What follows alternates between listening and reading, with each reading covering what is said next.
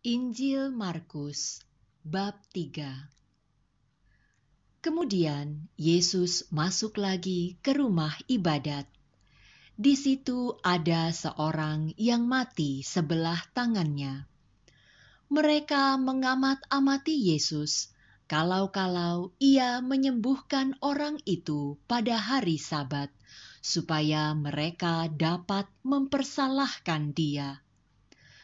Kata Yesus kepada orang yang mati sebelah tangannya itu, "Mari, berdirilah di tengah."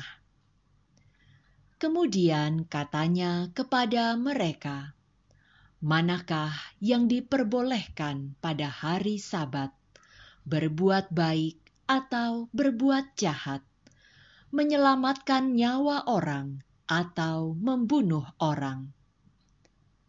Tetapi mereka itu diam saja. Ia berduka cita karena kedegilan mereka, dan dengan marah ia memandang sekelilingnya kepada mereka. Lalu ia berkata kepada orang itu, "Ulurkanlah tanganmu." Dan ia mengulurkannya, maka sembuhlah tangannya itu.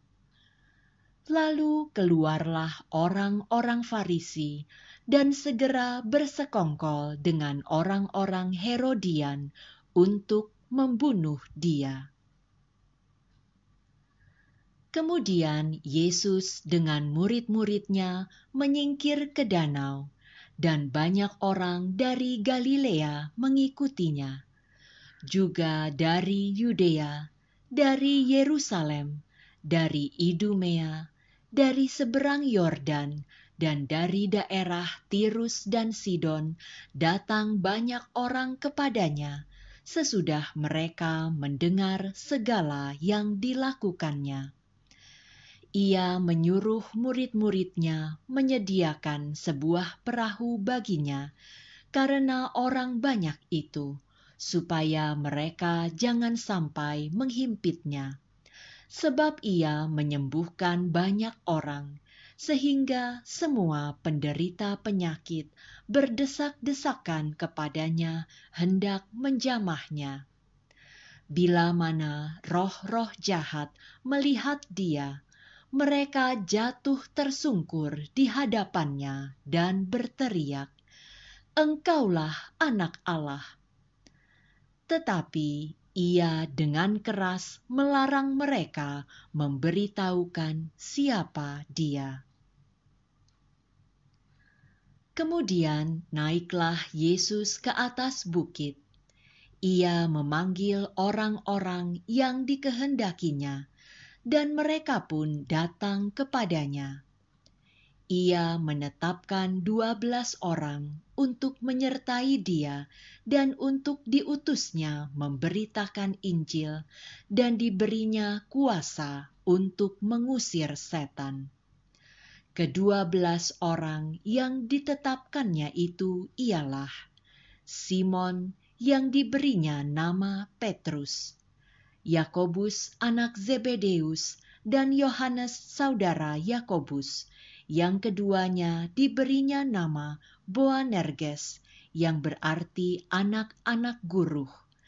Selanjutnya Andreas, Filipus, Bartolomeus, Matius, Thomas, Yakobus anak Alfeus, Tadeus, Simon orang Zelot, dan Yudas Iskariot yang mengkhianati dia.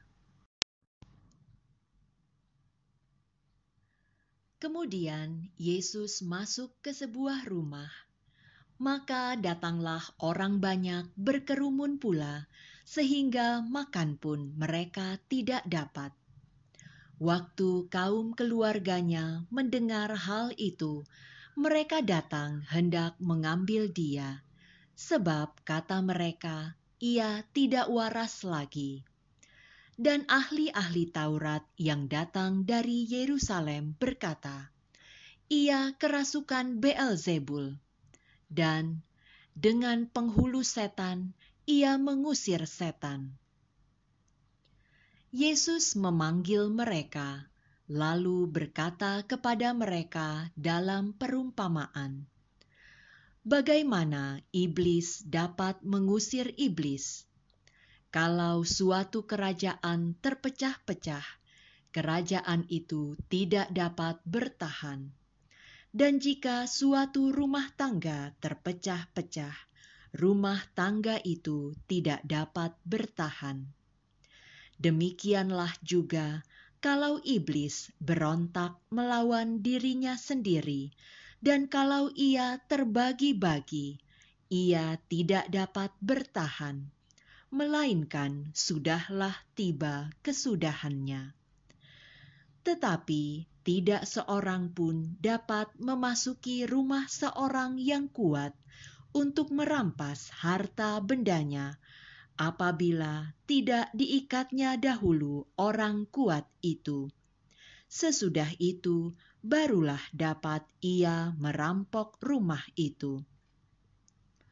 Aku berkata kepadamu, sesungguhnya semua dosa dan hujat anak-anak manusia akan diampuni. Ya, semua hujat yang mereka ucapkan. Tetapi apabila seorang menghujat Roh Kudus, ia tidak mendapat ampun selama-lamanya, melainkan bersalah karena berbuat dosa kekal. Ia berkata demikian karena mereka katakan bahwa ia kerasukan roh jahat. Lalu datanglah ibu dan saudara-saudara Yesus. Sementara mereka berdiri di luar, mereka menyuruh orang memanggil dia. Ada orang banyak duduk mengelilingi dia. Mereka berkata kepadanya, "Lihat, ibu dan saudara-saudaramu ada di luar dan berusaha menemui engkau." Jawab Yesus kepada mereka, "Siapa ibuku dan siapa saudara-saudaraku?" Ia melihat kepada orang-orang yang duduk di sekelilingnya itu dan berkata, "Inilah ibuku dan saudara-saudaraku. Barang siapa melakukan kehendak Allah, dialah saudaraku laki-laki, dialah saudaraku perempuan, dialah ibuku."